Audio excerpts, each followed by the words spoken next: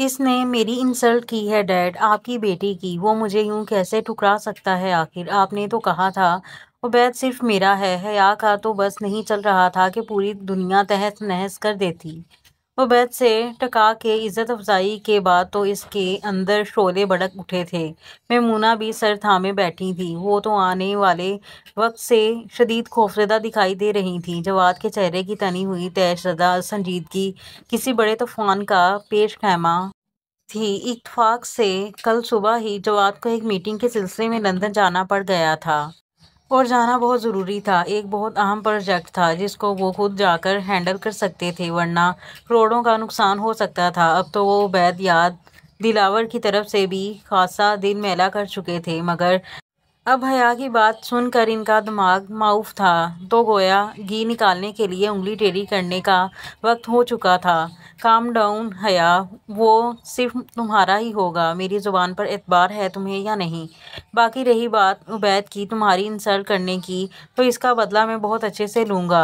जवाद मुड़कर बेकाबू होती हया की तरफ देखे बोले, मगर वो आज किसी तसल्ली पर मुतमईन नहीं थी। इसका तो पल पल अजियत में था और इसके डैड इस कदर पुरस्कून होकर कह रहे थे। मैमूना तो अलग हलकान दिखाई दे रही थीं। डैड आप क्यों जा रहे हैं? अगर पीछे से कुछ हो गया तो? अगर उबैद मुझे ना मिला तो मैं बता रही हूँ कि इसका जीना दोबर कर दूंगी। हया की बढ़ती हुई बेलगामी अब जवाद को भी तशवीशनाक दिखाई दी थी। तभी इनके माथे की रगें नागवारी से तन चुकी थीं। किसी की अभी इतनी हिम्मत नहीं हुई कि जवाद मलिक की मर्जी के बिना कुछ करे। काम डाउन, मैं एक बार इस मीटिंग से हो आऊँ तब तक तुम कुछ ऐसा वैसा नहीं करोगी। सुन रही हो, मैं खुद आकर सब हैंडल करूँगा। अब की बार जवाद सख्ती से इसे हिदायत दिए बोले थे और वो अपनी बेबसी पर जब्त बांधे शदीद गुस्से में बाहर निकली थी। मैंने तो पहले ही कहा था कि उबैद नहीं मानेगा। जवाद मुझे तो हया के तेवर देखकर खौफ आ रहा है। मैमूना भी बाकायदा जुर्जरी लिए इनके मुकाबिल आई, जो पहले ही पत्थर सा तासुर लिए तने खड़े थे। डोंट वरी, मैंने इसे समझा दिया है, वो कुछ नहीं करेगी। जवाद ना जाने किन मंसूबों को बनाने में मगन थे, मगर जो भी था बहुत बुरा होने वाला था। आइए मम्मा डैड मुझे बुला लेते आप। उबैद अभी फ्रेश होकर निकला था जब महरीन और दिलावर इसके कमरे में इंटर हुए। हल्की सी मुस्कुराहट इन दोनों के चेहरे पर थी जो उबैद को खासी हैरान कर रही थी। उबैद तो आते ही ठंडे पानी से अपने दिमाग को ठंडा करने चला गया था, क्योंकि इसे महसूस हो रहा था कि दिमाग की कोई नस ज़रूर फट जाएगी। फुल ब्लैक में टॉवल साइड पर धरे अब वो इनकी तरफ देख रहा था, जो अब इसके सामने आ चुके थे। मेरा चांद, मेरा बच्चा, जल्दी से अब तुम हमें इस लड़की का बता दो ताकि हम कल ही अपने बेटे का रिश्ता ले जाएं। महरीन बाकायदा मोहब्बत से इसके सीने से लगी बोली, जो अब खासी हैरत का शिकार हुआ दिलावर को देख रहा था। क्या मतलब? आप दोनों ने ताया जान से बात की है क्या? उबैद अभी भी गहरी फिक्र में था, क्योंकि हया का बिफरा रूप वो सुबह ही देख चुका था। तुम इसकी फिक्र छोड़ो, तुम हमें इस लड़की का बताओ फौरन। हम एक लम्हा भी ज़ाया कर नहीं कर सकते। एक यही सूरत है कि जिसकी वजह से तुम्हें हया से छुटकारा मिल सकता है। उबैद को लगा जैसे इसका दिल बेइख्तियारी की सारी मंजिलें तय करते हुए रसाई के अरूज पर जा पहुंचा था। दिन को हया पर मौजूद गुस्सा भी यकदम इस इतनी बड़ी खुशी के सामने जड़ चुका था। वो दोनों ही अपने शहजादे के चेहरे का सुकून देखकर रश्क में मुब्तला थे। इतनी बेसुकूनी सहने के बाद अब उबैद के चेहरे की दिलकश सी हैरानगी इन दोनों को भी पुरसुकून कर रही थी। कितनी हसरत थी कि इन दोनों की वो उबैद के चेहरे पर ऐसा सुकून देखें। महरीन तो नज़र झुका गई कि कहीं इनकी अपनी नज़र ही उबैद को ना लग जाए। डैड, मगर उबैद को लगा वो इसका नाम नहीं ले पाएगा। कैसे वो अपने दिल के आंगन में चमकती किरण का नाम लेने से भी वो अच्छा खासा हिचकिचा रहा था। दोनों इसकी बेचैनी देख कर मुस्कुराए थे।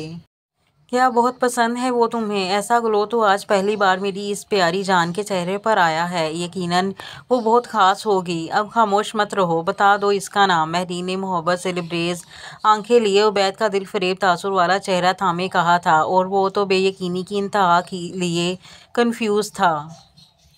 अरे यार, अब बता भी दे, क्यों सस्पेंस डाल रहा है? दिलावर तो अब इस पुरस्कार सी बेचैन खामोशी पर हंसते हुए बोले थे, और वो तो अपनी अथल पथल होती धड़कन का एहतजाज सुन रहा था। आप दोनों इसे मेरा बना देंगे ना? हाय, उबैद मलिक के चेहरे की मासूमियत पर तो हर मंजर ज़हे नसीब कह उठा था। इस कदर खूबसूरती और लताफत थी कि महरीन और दिलावर के चेहरे भी अपने शहजादे की फरमाइश पर गुरनार हुए थे। कितने मान से इसने आज पहली बार ख्वाहिश की थी। और क्या, तुम नाम बताओ। दिलावर और महरीन तो अब तजस्सुस से बेहाल थे। उबैद का चेहरा एक लम्हे को झुका था, फिर वो तलमसी नज़रें गदाज हो गईं। दिलफरेबी का मकाम था। तलमसी शहजादे की ज़ुबान पर अपनी मताहे हयात का नाम था, मुकमिल इब्राहिम सिकंदर। दिलावर और महरीन ने एक हैरत नज़र उबैद को और एक नज़र मुस्कुरा कर एक दूसरे की सिमत देखा था। महरीन को तो खुद मुकबिल इस कदर पसंद थी कि वो बता नहीं सकती थी, और दिलावर वो तो बेइंतहा जोश और खुशी लिए उबैद को खुद से लिपटाए ज़बरदस्त थपकाते हुए अलग हो गए थे। उबैद तो ज़ुबान से मुकमिल के नाम के सरजर्द होने पे अभी भी साख पत्थर था। नाम तो ले बैठा था, पर यह कमबख्त इश्क बिना हिजर का खदशा साथ लाया था, और दूसरी तरफ से रद्द होने का खौफ भी उबैद मलिक का चेहरा बुझा चुका था। ओ माई गॉड, अनबिलीवेबल यू नो, मुझे तुम्हारी पसंद सुनकर बेहद इंतहा खुशी है। तुमसे पहले तुम्हारी मम्मा इससे इम्प्रेस हो चुकी हैं। ये तो तुमने हम दोनों के दिल की बात कह दी। मैं अभी सिकंदर से बात करता हूँ और हम कल ही ये फ़र्ज़ निभा कर आएंगे। You don't worry, just smile my love. Dilawar और महरीन की ऐसी खुशी देख कर तो उबैद मज़ीद सख्त हुआ था। वो दोनों मुस्कुराते हुए कमरे से निकल गए थे, जबकि उबैद रुख फेरे अब आईने के सामने था। क्या तुम्हें इससे मोहब्बत हो गई है उबैद? नहीं, ये क्या कर दिया मैंने? मैं कैसे इसकी ज़िंदगी का फ़ैसला कर सकता हूँ? वो इनकार भी तो कर सकती है। तुमसे शादी वो क्यों करेगी आखिर? तुम जैसे पत्थर से मुझे इसका नाम नहीं लेना चाहिए था। एक तरफ़ा मोहब्बत के अज़ाब से अच्छा है कि वो मुझसे दूर रहे, लेकिन ऐसा क्यों लगता है कि वो मुझसे दूर ही तो मेरा दम घुट जाएगा, सांस नहीं आएगा। ये कैसी उलझन है? कौन हो आखिर तुम मुकमिल सिकंदर? क्यों मेरे हवासों में छा गई हो?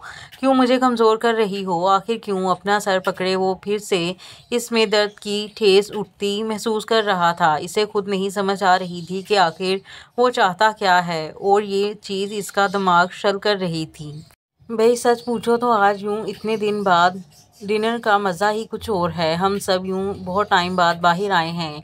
आज मुकमिल की उदासी हटाने को खुद ही रूही ने डिनर बाहर करने का प्लान बनाया था, और अच्छी बात ये थी कि मुकमिल नॉर्मल लग रही थी और मुस्कुरा भी रही थी, गो के वो मुस्कुराहट बस दिखाने को थी। दिल तो इर्तज़ा को बोलने पर ज़रा भी आमादा नहीं था। आज का सारा दिन गुजार कर भी वो इर्तज़ा से रहाई की कोई घड़ी तलाश नहीं कर पाई थी। वो शख्स तो मुकमिल की मुराद था। इसकी मोहब्बत मुकमिल के साथ जवान और बड़ी हुई थी, फिर कैसे वो एक झटके से इस मनसब से दस्तबरदार हो जाती? इसका दिमाग फिलवक्त सोचने और समझने के हर अमल से फारिग था। बिल्कुल भाईजान, ये तो आपने बिल्कुल ठीक कहा है। रूही भी मुस्कुराई थी, जबकि माहम और मुकबिल भी मुस्कुरा रही थीं। यस, ये जगह बहुत प्यारी है, सच्ची मूड फ्रेश हो जाता है। मुकबिल की मुस्कुराई आवाज़ ने भी गोया रूही को कुछ पुरसुकून किया था, या शायद मुकबिल अपनी उदासी जानबूझकर छुपा रही थी। अब वो रूही को मज़ीद परेशान नहीं कर सकती थी। बिल्कुल, कुछ और ऑर्डर करूं तुम सब के लिए? रेस्टोरेंट ओपन एरिया भी था, और दूसरी तरफ बहुत खूबसूरत सा पिकिंग एरिया था, जहाँ बहुत सी लाइटिंग और झूले लगे थे। भाई पहले ही इतना सब खा लिया है, अब तो पानी की जगह भी नहीं रही। आओ मुकमिल, हम वहाँ घूम के आते हैं। रूही अब मुस्कुरा कर उठ चुकी थी, जबकि मुकमिल भी रखाई से मुस्कुराती हुई इसका हाथ पकड़े दूसरे एरिया की तरफ चली गई। इसी दौरान सिकंदर का फ़ोन रिंग किया था। जनाब, फ़ोन बज रहा है आपका। सिकंदर को पाए से इंसाफ करते देखकर अब माहम हंसी बोलीं तो वो भी मुस्कुराते हुए नैपकिन से हाथ साफ किए अब फ़ोन निकाल रहे थे। वो यहाँ अक्सर अपने फेवरेट पाए खाने आते थे। दिलावर बाई का फ़ोन। खैर हो, हल्की सी खुशगवार संजीदगी लिए अब वो फ़ोन उठाने कान से लगा चुके थे। दूसरी तरफ दिलावर सोफे पर बहुत बेचैनी से बैठे थे। महरीन भी बेकरार सी सामने ही बैठी थीं।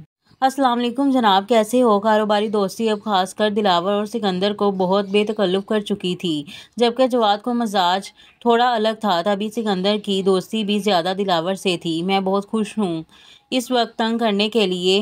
माजरत क्या करूँ कि बात ही शदीद अहमियत की हामिल थी। दिलावर की आवाज़ भी बहुत गर्मजोशी लिए थी। दोनों तरफ ख़वातीन हिम्मतन गोश होकर मुतवज्जा थी, जबकि अब तो सिकंदर भी हल्की सी मुस्कुराहट लिए हैरान से लगे। आहा, हुक्म करो फिर जनाब, हम हाजिर। वैसे इस कदर खुशी तो मुझे भी एक्साइटेड कर रही है। चलो अब खोल दो फौरन से सस्पेंस ऐसी आन बान पर हल्की सी इशारत लिए बोले थे। दूसरी तरफ भी रनाई फैली थी। हुक्म नहीं यार, एक रिक्वेस्ट, तुमसे कुछ बहुत कीमती मांगने वाला हूँ। अपनी मुकम्मिल मेरी झोली में डाल दो। मैं उबैद के लिए तुमसे इसका हाथ मांगने आना चाहता हूँ, क्या मुझे इजाज़त है? और दूसरी तरफ तो यकदम शुक्रगुजारी फैली थी।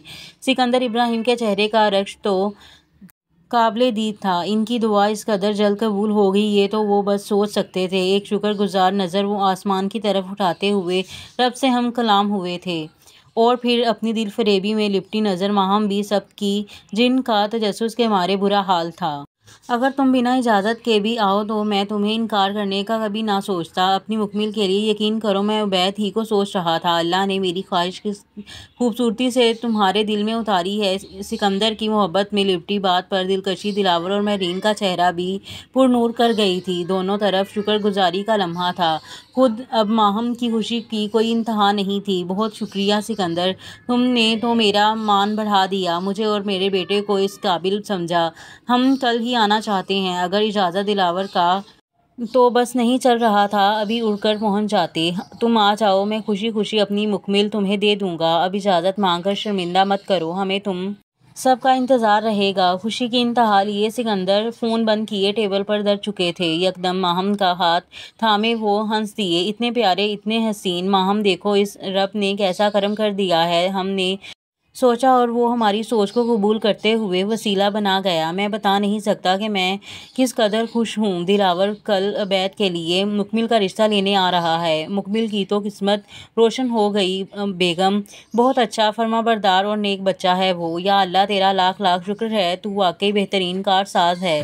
दोनों ही सच्ची खुशी में लिपटे मुस्कुराए थे और माहम तो आज फूले नहीं समा रही थीं। आखिरकार इनका अरमान पूरा होने वाला था, वो भी इतनी जल्दी। खुशी तो वो थी जो अब सिकंदर और माहम के चेहरों की रोशनी बनी हुई थी। शुक्र है अल्लाह का, मैं भी बहुत खुश हूँ। अल्लाह हमारी बेटी की किस्मत शानदार करेगा इंशाअल्लाह। खुशी ने यहाँ भी जैसे दिल फरेबी का रूप धार लिया था। सब कितनी जल्दी हो गया था, जैसे आसमान पर यही अज़ल से तय हो। इस कदर शदीद झुंझुलाहट इसका दिमाग सुन कर देती अगर अरसल वापस ना आता। वापस आते ही वो इसे अपने घर बुला चुका था।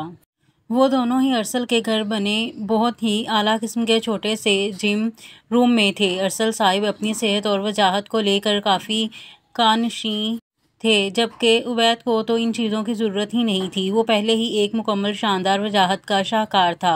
तभी घर में ही अरसल साहिब ने जिम खोल रखा था। हल्की फुल्की तमाम मशीनें वहाँ बहुत खूबसूरती से नस्ब थीं। ये लॉन से मुलाहिका एक गिलास की बनी 4 दीवारी वाला रूम था, जिसके एक तरफ बहुत सारे फूल थे तो पूरी दीवारें गिलास की बनी थीं, जिसे अंदर से बाहर और बाहर से अंदर भी बआसानी देखा जा सकता था।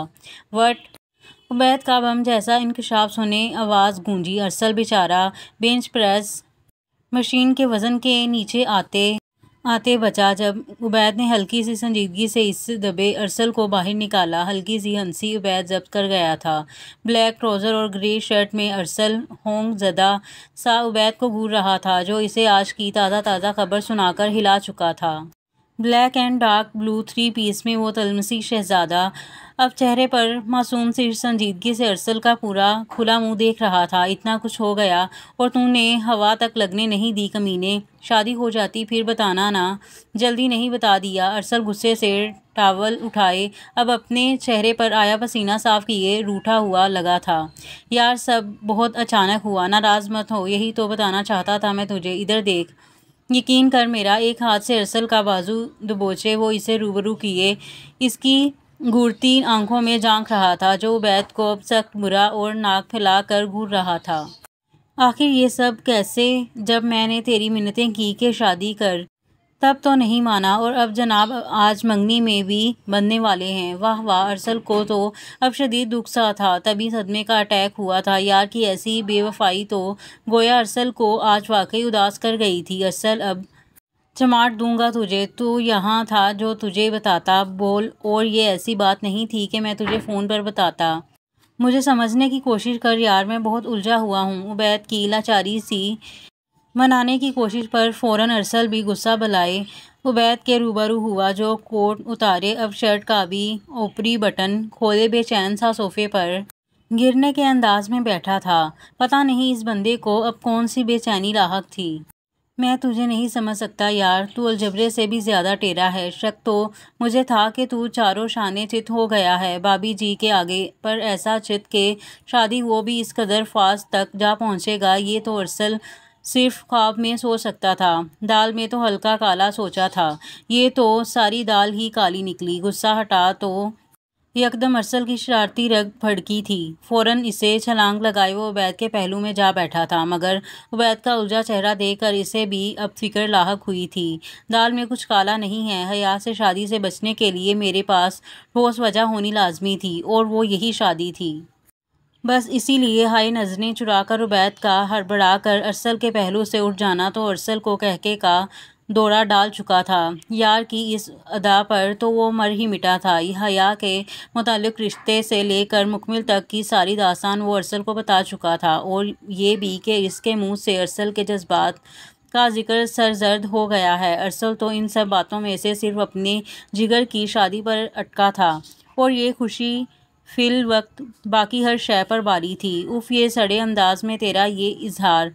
कमीने झूठ मत बोल, तुझे मुकमिल सिकंदर से मोहब्बत हो गई थी, वरना तू किसी की तरफ दोबारा मुड़कर भी नहीं देखता। मत भाग इस सच से, वरना किसी की जुर्रत नहीं कि वो उबैद मलिक पर कोई फैसला मुसल्लत करे। अरसल की दिलकश सी नजरें अब रुख फेरे उबैद की तरफ थीं। उबैद को लगा वो बोल नहीं पाएगा। एक हार तासुर लिए वो रुख अरसल की तरफ कर चुका था, जो चमकती नज़रों से यार के दिल आबाद होने पर जश्न सा रंग लिए था। और यहाँ पर एपिसोड का इख्ताम होता है। चैनल को लाइक कर दें, सब्सक्राइब कर दें, बेल आइकन को क्लिक कर दें, और मिलते हैं अगली एपिसोड में। तब तक के लिए दें मुझे इजाज़त। अल्लाह हाफिज़।